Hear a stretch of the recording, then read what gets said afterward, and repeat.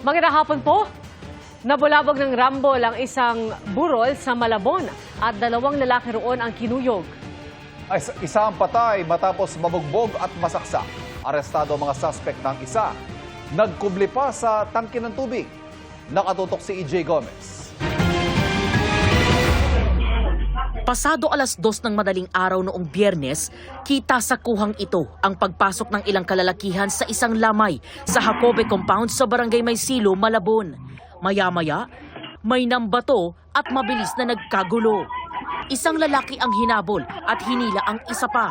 May lalaking kumuha ng pamalo. Ang iba, nagsuntukan hanggang sa palabas ng maliit na eskinita. Isang babae ang nag-abot rin ng pamalo sa isa pang lalaki.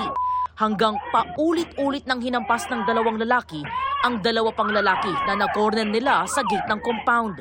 Walang tigil sa paghampas ang lalaki na kapulang t-shirt. Saka tumakbo bitbit ang kanyang pamalo kasabay ang iba pang sangkot.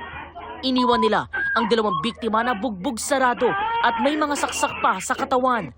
Dead on arrival sa ospital ang isa sa kanila, si Christian J. Sevilla, 22 anyos. Ulo po ng kapatid ko, pinapalo ng gate.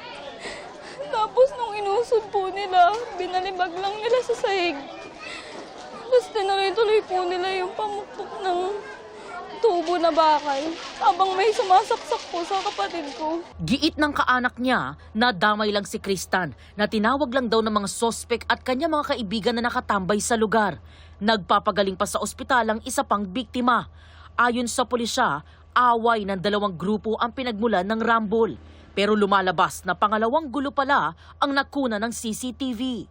Yung unang away, isa lang muna yung na-involve na kamag-anak na itong mga suspect natin. Ang away hindi nakuna ng CCTV kasi nasa labas. Nagkaayos daw sila sa barangay at hindi na nagpa-blatter. Pero Pumunta pa rin yung mga biktima natin na nakaaway na nga nila yung una. Siyempre, na-trigger yung isa na naargabyador kasi putok ang tenga nung nakaaway ng biktima natin. Kaya doon, siguro nag-umpisa, nakarinig ng mga masasakit na salita, nagrambulan na sila ngayon. ayon sa pulisya, nagtago raw sa kani-kanilang bahay ang mga sospek. Ang isa sa kanila, nagtago sa loob ng tangke ng tubig. Bilis, baba, baba! Baba! Yung mga kasama mo, nasa baba na!